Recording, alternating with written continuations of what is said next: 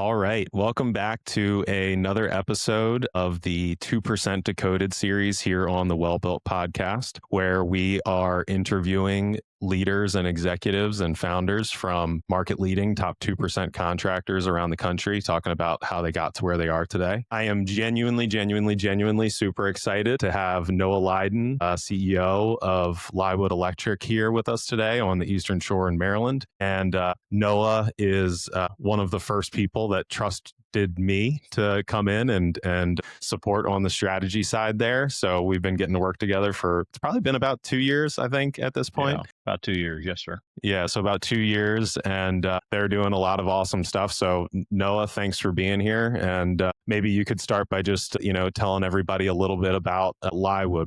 What do you guys do, and how'd you end up to even be, talking to me here today? Well, since you were one of the first people to come in when you started consulting, you're actually the first person now that I've actually been on a podcast. So Let's go. I'd be on a podcast, but here I am. I was kind of blown away when you asked me. So thank you for that. So Awesome. Liewood. Liewood is a family-owned business. We started in 1976. It's actually our 50th year this year. And we started with some pretty simple values, which is good work and take care of your customer and take care of your people. So from two gentlemen, a lot of people ask, because my last name's Lyden, where Liewood came from. It's Lyden and Woodward. My dad ended up taking the business over solely, and the Woodward piece of the business went somewhere else and did a wholly different direction, and has been very successful with that.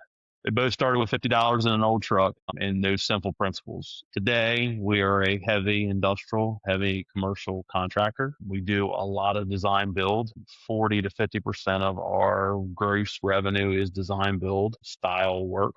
We've done design build since the beginning, and with in the last 10 years, I've started Lywood Automation, which is another spinoff from Lywood Electric, which does SCADA systems, PLC, process control, wastewater control. We design, build the panels, and and ship those all over the country. That was a thing that my father started back in the day. I've got old pictures of him building panels. So I just kind of really built what my dad started into what it is today. And we stayed, true to those principles. And here we are today because we've stayed true to those principles. Yeah, I love it.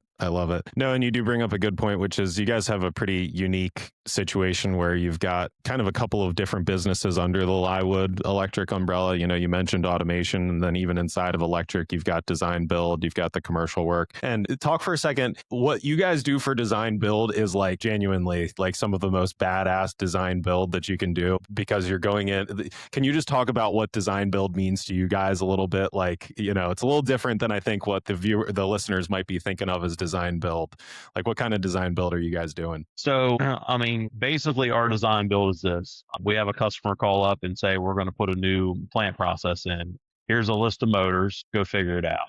So we take that list of motors and we literally figure out how much we're adding and where we're going to add it. We go in the plant, we figure it all out. We figure out what we're going to build, how we're going to do it. And we basically build our whole scope out as a package, and then we go install it. So a lot of times when people hear design build, they think we literally don't have a set of drawings. We'll get a 2D drawing with this equipment set on it, and we figure it out from there, down to the point where sometimes we have to reach out to manufacturers of said equipment and get all the data together just for us to do the install. We're actually doing one right today. We actually have a shutdown going on. We have guys working 12-hour shifts, days and nights, 24 hours a day until Sunday. We're actually taking a whole way price label system out of a plant and putting it into where they package their stuff and ship it out. So right now we're in the middle of a shutdown right now as we speak. And that particular job was designed, the layout was designed, but we figured out, the materials, what we're putting in, how we're going to do it, and so on and so forth. And then that company supplied the control panels, because that's a very specialized thing they're doing, way and price label in that particular market. But they designed, the control panels and all that stuff, and then we just designed everything else. Yeah. And the conveyors, they do all the conveyors themselves. So we have a lot of relationships and a lot of partnerships. That company in particular, we've worked with them for years. We know them. I know the owner. I call him right now. He'd answer. We are in a sandbox together that we trust each other and we work close with each other. Yeah, yeah. That and I have always thought it's so cool that, I think when most people think of design build, they think of at least getting a set of plans and specs and directionally telling you where to go. But you guys, you guys are literally like, you guys are getting like a couple of plotted points on a 2D drawing and then making everything else happen, which is so cool. Which I do think also leads into kind of a good question on your background, which is like you've talk about how you came up in the trade. Like obviously your dad started the business, but then you've been working for Liewood for a long time, and you've designed, built tons of facilities like that, and you've worked on commercial projects. But just talk a little bit like about your upbringing in the electrical trade and before you got to really running the business. So my dad was very, very adamant that I needed to be an electrician. So I didn't get any free passes. And a lot of times the people always have the stereotype that the owner's kid got to sit on a throne, if you will, with a silver spoon. That's not how I was brought up at all. Since the first service call I ever went on, I was in a car seat with my father. It was a sawmill. It's called J.V. Wells down in Shrubtown. So I literally, my mother told me that story. I don't remember it, but I literally went in a car. I sat in the car seat while I went in and fixed a piece of equipment that was down. So, I'm 42. So if you think about it, I've been doing this a long time. So I worked with him ever since I could old enough to walk. I don't ever remember watching Saturday morning cartoons. I don't even know if that's a thing anymore, but I don't even remember watching Saturday morning cartoons because I was in the passenger seat of his truck and we were doing stuff. And when we say electrical work, I know a lot of companies focus on certain things. We did everything. We went from wiring a plant to wiring a house to, changing somebody's service out. And I did all those things. As soon as I was old enough, and of course I was always a big guy. So when I was 13 years old, I was working Saturdays and Sundays with him. And I would go in the plant and, one of the executives would be like, "How old is that dude?" And he goes, "Well, how old does he look? He's a big guy, must be 18. Well, there you go. He would never answer the question. So literally I was in a plant working when I was 13 years old and nobody knew the difference. And that's really, the East. I believe it though, because you are a big motherfucker. Yeah. So I'm allowed to cuss on this? Oh, you can cuss. You can cuss. Yeah, you can cuss. Been trying to take it down. I drop the F word like it's going out of style. That's that Eastern Shore, baby. Keep going. So, and then, so I got out of high school, and of course, I've always wanted to grow. I never wanted in school. I hated high school. I literally barely graduated. It had nothing to do with my intelligence level. I just wanted to get out of there. I graduated high school with a 1.73 GPA, believe it or not. Wow. Oh, yeah, I was in the back row. Yeah. Hated it. They wanted to teach me things that I didn't care about learning. So, in fact, if you were to look in my yearbook when I graduated high school, it says, I was going to go in family business. That was my intention. So, wow. When the family business started working, the first thing that I really started to grow is, and I know it sounds weird, but they started changing all these chicken houses over with these controllers. And I got in with a company, Allen's Family Foods, that owned all these chicken houses. And we were doing in the plants. That's how we got hooked up with them. And then I really grew it out. So me and one of my right hand man, which is Danny Marine, he's still with me to this day. He's my right hand on a lot of things. We started going in there and doing these controllers, which were very simple. And we really grew that. We were doing a lot of them. And then that kind of grew into us going into plants and doing stuff in the hatcheries. And the first big job that I got, which I was I ran a job up in Barkley. It was like 1 million, 1.2 million was the biggest job we ever did. I ran that at 22 years old. I had 50-year-olds and 40-year-olds working for me. And that's a whole nother challenge in itself. You probably have a whole podcast talking about being younger and managing older people because 100%. You got to build a respect, and that respect's only built by hard work. Like you can't beat somebody into respect. Like you have to work hard. You got to be the first guy in the hole. You got to be the first guy that's willing to suffer. And, and that's the only way you build a respect with them. And so, and I could go a lot of different angles on this, but I ran that job, and then I got a job with a customer we still have this day, which is Amick Farms. And they bought the plant off of the same people who were doing the chicken houses. And they wanted to move an electric room. And I went in there and I designed the whole thing myself. I figured out the transformer size. I was going to run the medium voltage. I was going to build the electric room. I did all the specs on the electric room. It was a major piece. There was a whole back end of the plant and moved it. So moved it, and they wanted done in 2 months. And I'll never forget, I walked in my dad's office and I told him, I said, I got that job. I said, we're going to move it in 2 months. He looked at me and told me I was crazy. He said, you'll never get it done. I said, yes, I will. He said, no, you won't. I said, okay. 2 weeks early, I was done. I figured it all out. I figured out how to set all that up. And me and Danny was really right by my side through all that because he's my right hand man. So that was my first big design build achievement. From there, I pretty much got into every plant around here. I mean, that was pretty much their go-to. They would call me for anything that was complicated. And then moving through, we had another job that all of our competition told us it couldn't be done. This particular customer called me and I went in and looked at it and I said, well, we can get it done. And everybody looked at me in the room. They were like, no, you can't. I said, yeah, we can get it done. And they were like, I'm telling you right now, you can't. In fact, when I walked outside, there was a guy there. He come up to me. He was like, you'll never get that job done. I said, I'll get it done. Again, 2 weeks early, we were done. We smoked it. And like, that's kind of the reputation that we built, that when it's complicated and can't be done, we figure out a way to get it done. And we always have. I mean, I was just passing somebody's office and, they were talking about, they had to change a breaker out in a panel. Dark flash rating was astronomical. Like, you couldn't wear, safety equipment for that particular change out. What did my team do? They figured out they could start the generator, transfer it over. The generator, the breaker that was hit, the A1C rating was enough, AIC rating, was enough that you could change it and still be within the safety. That's the thought process that my company has. We rarely ever say, oh, well, you're not going to get the parts. Like, we figure them out. We figure out a way to make it work because that's the world we came from. That's the world that we live in. And, we always come up with solutions, and we've always been a company that comes up with solutions, and we will come up with a solution and figure it out for you. I love that. And it sounds like maybe you learned that. Is that one of the, I know you said, putting in the hard work and all that, but like, I always wonder, like, is there one lesson that you especially remember from your dad that he instilled in you that you still drive towards today? Never ask anybody to do a job you won't do yourself. Ever. Wow.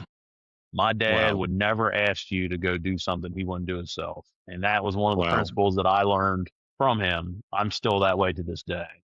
Wow. A few months ago, I was walking on the job and they were pulling wire. They were struggling. I jumped in there, start pulling wire. I mean, that's how my brain is. Like, you've even talked to me before. I'm on the phone and we're talking business. I'm like, hold on a minute. I'm like, hey, we got to uncover these wires. What are you doing? Run an excavator. You're like, what? I'm like, so, I mean, that's just how we are. Like, we grab the bull by the horns and make stuff happen. Yes. There's great competition on the Eastern Shore. There's great electrical contractors. I will never put that away from them. I'll never talk bad about them, even though I know they talk bad about me sometimes. But I will say this, we will always make it happen for you.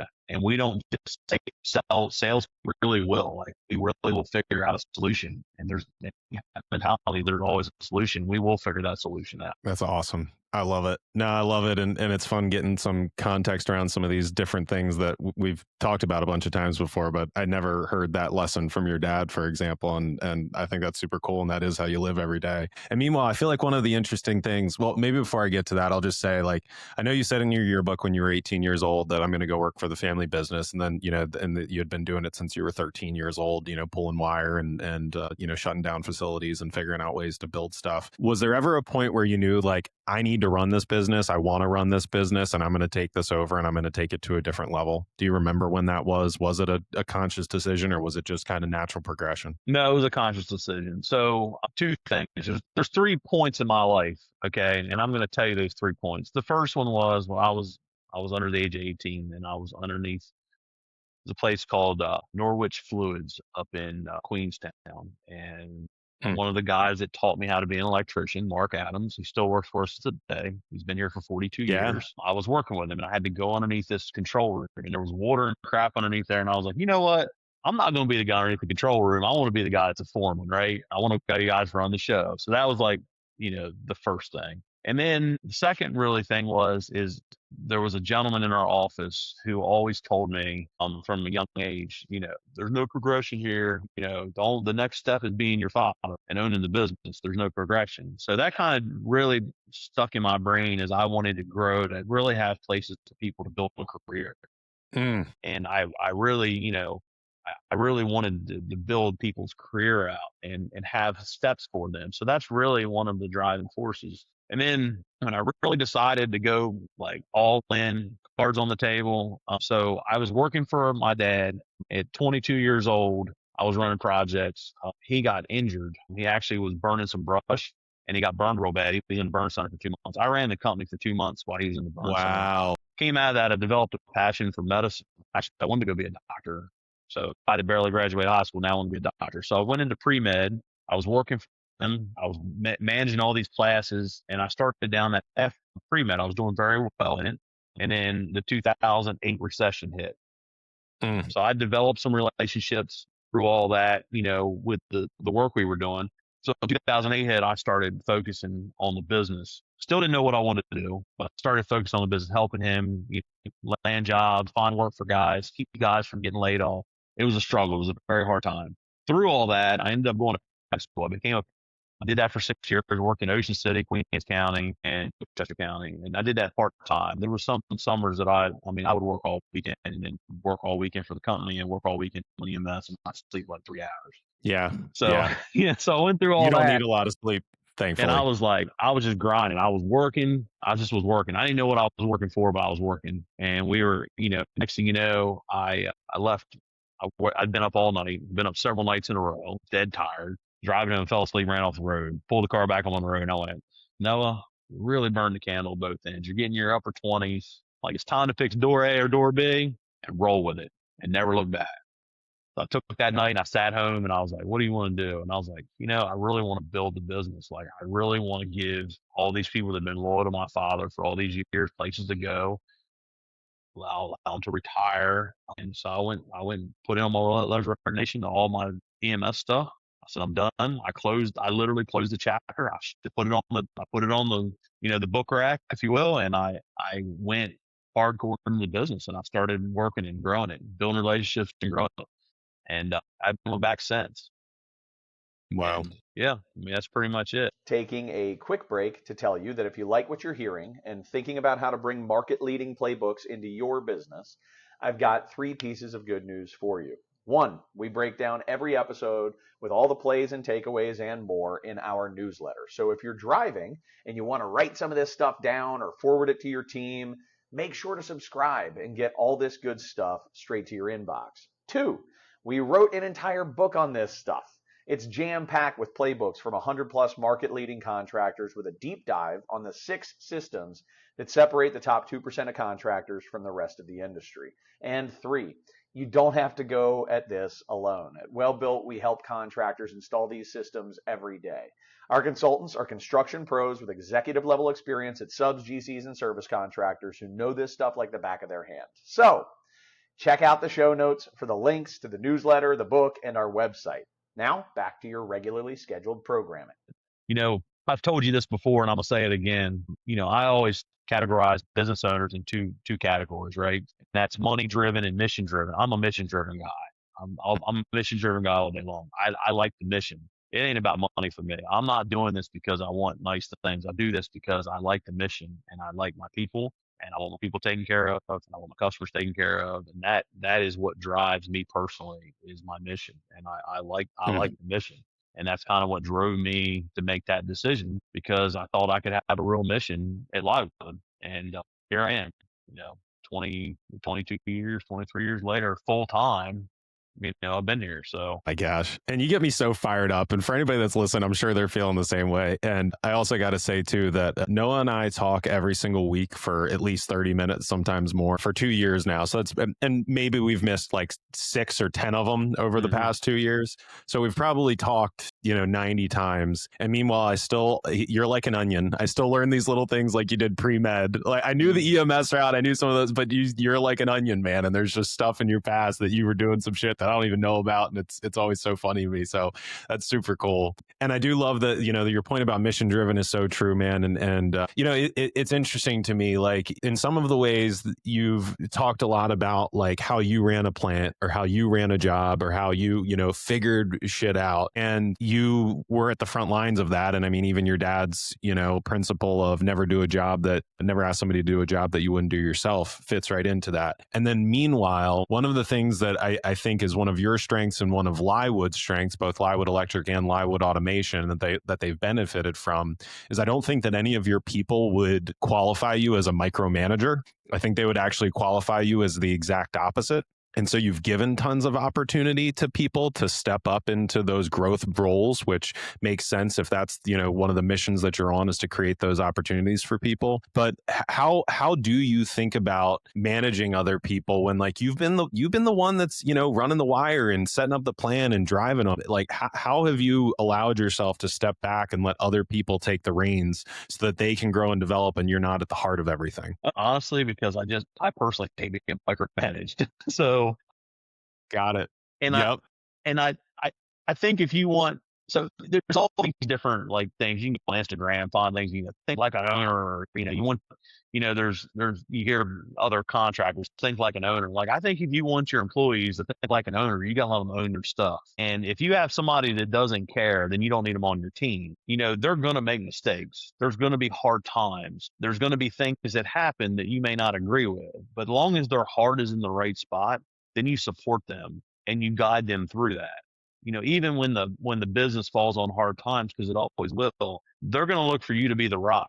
They know what to do, right? They know what to do to fix things, but they're looking for you to be the rock. And that's what you have to do. You have to be the rock. You have to support them and you have to be there for them. But I absolutely despise micromanaging. I want people to think for themselves, so that if for some reason I'm not there, they're going to make the right decision. And then you guide them through those decisions. And before, people want to get upset when somebody makes a decision that may not actually be correct. Just have a conversation with them and ask them where their head was. And you'll get a lot of understanding of why they made that decision. It might not be right, but I'm going to sit here and tell you, I've never made all the right decisions.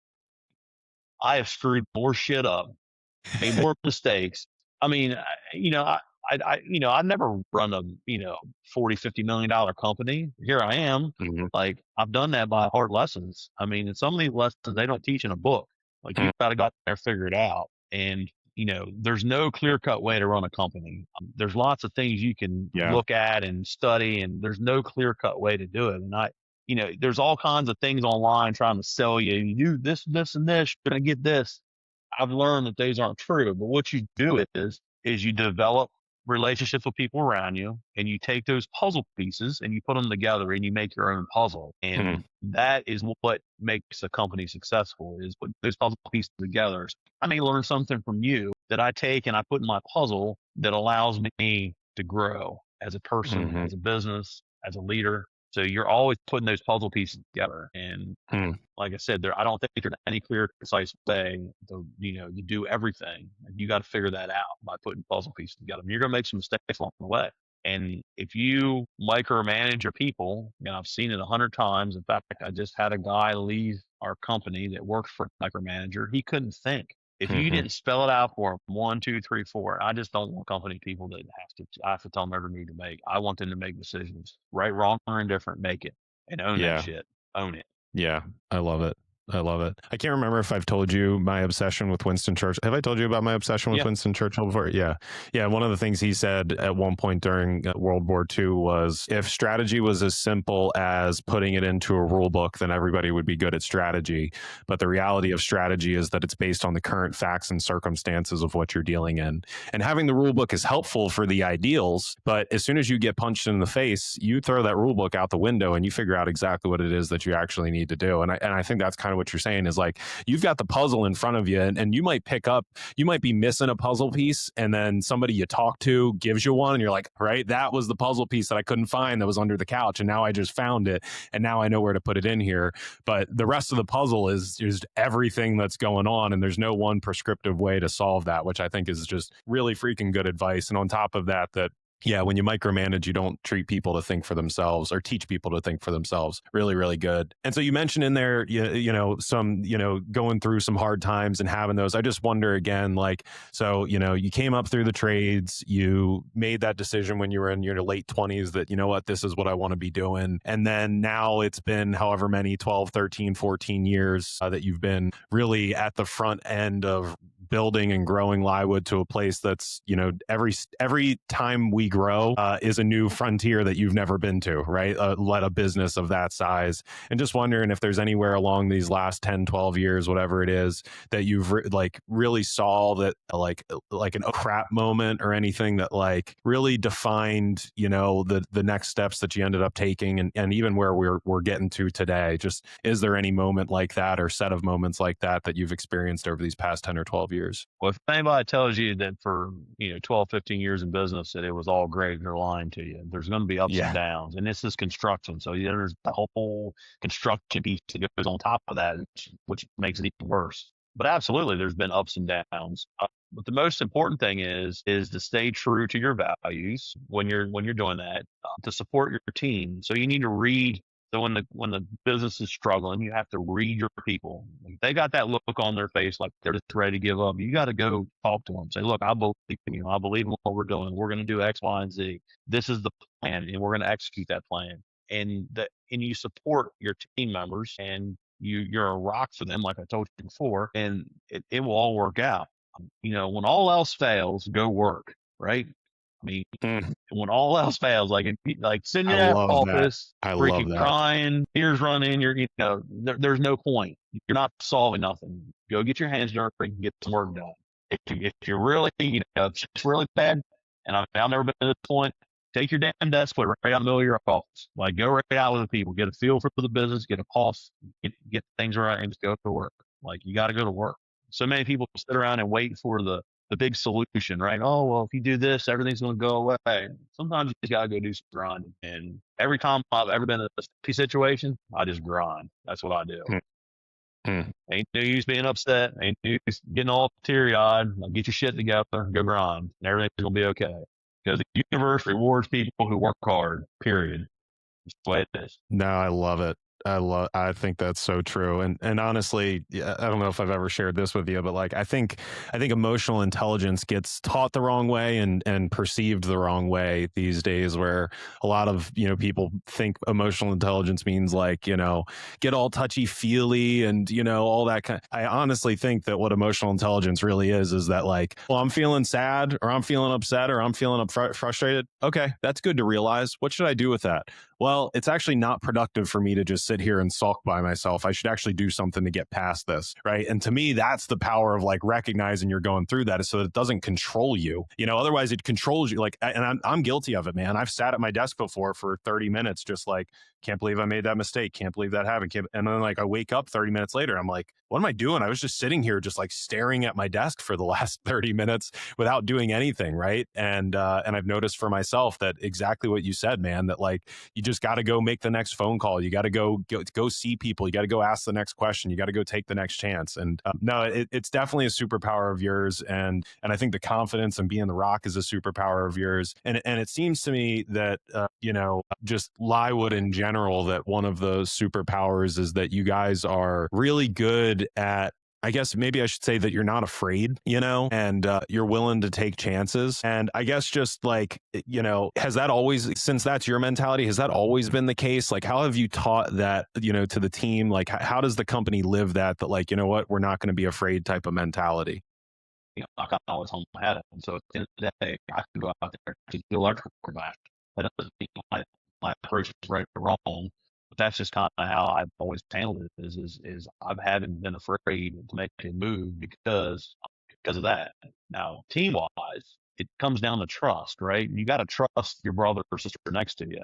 You got to trust that person that's got your back. When you have a team of really good people, A players, and they trust each other, making bold decisions or going out on a limb is easy, because the guy next to you, the girl next to you, is going to be pulling just as hard as you, because we all trust each other, right? So if you want to go make a bold move, because the team of people that you trust, they got to trust you, and you've got to trust them, and if you have that trust, you're trying to make it happen. It will all come together.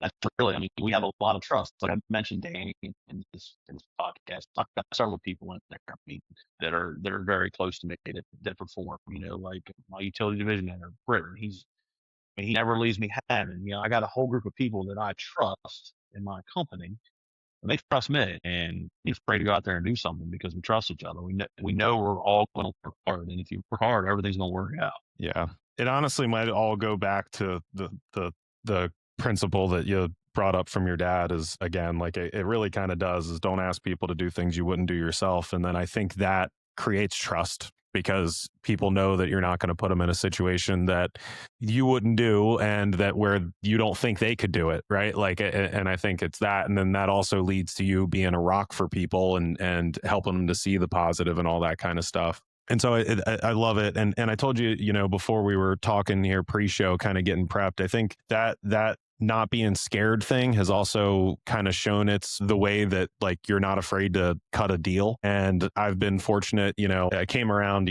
after automation, you made the purchase for the automation business and bringing that on and getting that off the ground. Since we've gotten to know each other, you've bought some buildings here and there and, started this facility, whatever. We've even gotten the opportunity to sit down with some individual employees about, like big picture stuff and all that. And I'm just curious, like when it comes to like how you think about, deal making and like thinking about the future. And again, bringing in that not afraid to take some chances. Like, how do you approach, the opportunity to buy a business? How do you approach the opportunity to buy a facility? Like, what's going through your mind as you're going down those roads? That's kind of a hard question. I don't know what's going through my mind. Fair enough. I mean, it's really, you have to have a blueprint in your head of 30,000 foot view of where you're going to go, right? Every successful business has two key pieces of people. That's visionary and the person that makes the trains run on time, right? Mm-hmm. So I'm a visionary person. So I'm always seeing a vision, right? And I'm communicating that vision to everybody. So when I'm looking to buy something, how does that fit into the vision that I see the company? And that's really the thought process. I mean, does it fit the vision? Does it fit the mold of what we're trying to make? And that vision can change, right? I mean, you don't say, I'm going to start my business and this is the vision and I'm going to stick to that same vision for the next, 1,000 years. The vision's going to change, but you as the leader of the company have to set that vision and you have to communicate that vision. And when I tell people to communicate, I get really frustrated with emails and telephone calls. Even when you were talking about hard times, like go see people. If you are a sincere person, a good person in your heart, you want the best for people. Mm-hmm. You have selflessness, and people will see that. They only see that when you see them in person.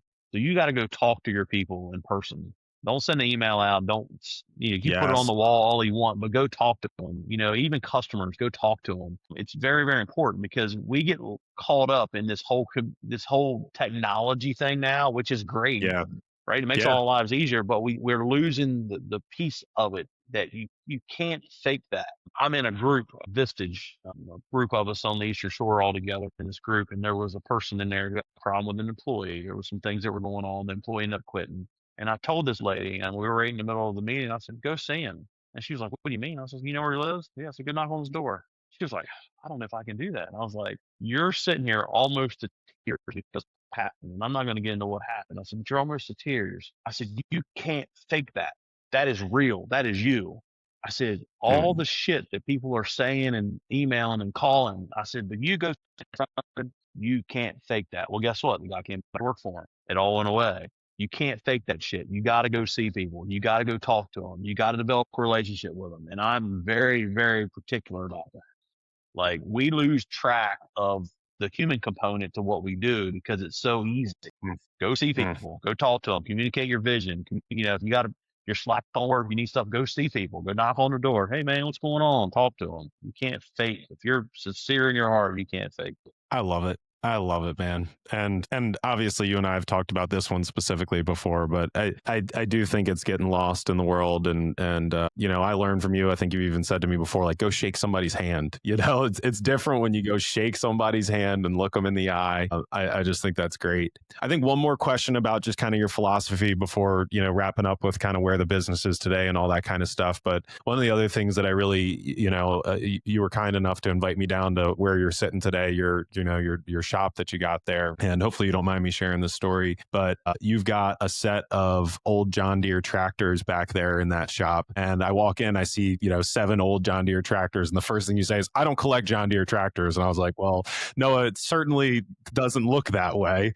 And you said, well, I got these from an uncle that passed away, and I told his son, the uncle's son, that one day I'll sell them back to him. No, it was his. Yeah, correct. It was his grandson. That one day I'll sell these back to the hopefully the grandson doesn't listen to this, so he doesn't know your secret sauce here, but you basically said, I told him I'd sell them back to the grandson when he gets to be older, but the grandson right now is out there. What's he doing? Is he working as an electrician, or he's doing something else? He's in the trades. Working for a contractor, and the site work contractor. I mean, I notice little things like he has a company truck he's riding in, and he's 18 years old, 19 years old. So so I know he's doing well for him, right? So yeah, and he's working hard. And you basically said to me, like, I told him that I'm going to sell him the tractors back, but if he goes out there and he keeps working like he's working, there's no way I'm selling them to him. I'm giving them back to him.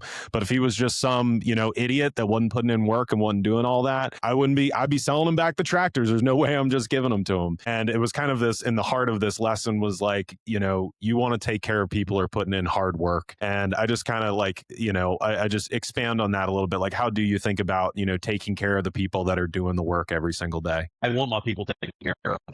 It's important. The business functions. It doesn't function. Everybody else is running the pace. So, when you have somebody who's loyal, who looks out for the company, it's your duty to look out for them, to take care of them, and make sure they're okay. I mean, can't take any times. I just recently had a guy at maternity, and there's some factors with it I'm not going to get, but he ended up running out of his PTO. I just gave him 40 hours, kept paying him. I had a guy go out with cancer. He ended up going in remission, but he was very loyal to the company, took care of him. I paid him 40 hours a week, just so he didn't have to go through a bunch of crap. I take care of my people. I want to take care of the company. I take care of them, and I've always been that way. I'm a loyal person. If you're loyal to me, I'm loyal to you. I'll go to the end for you, and that's just how I am. And I mean, like, if I made a comment about the track, that's what I mean.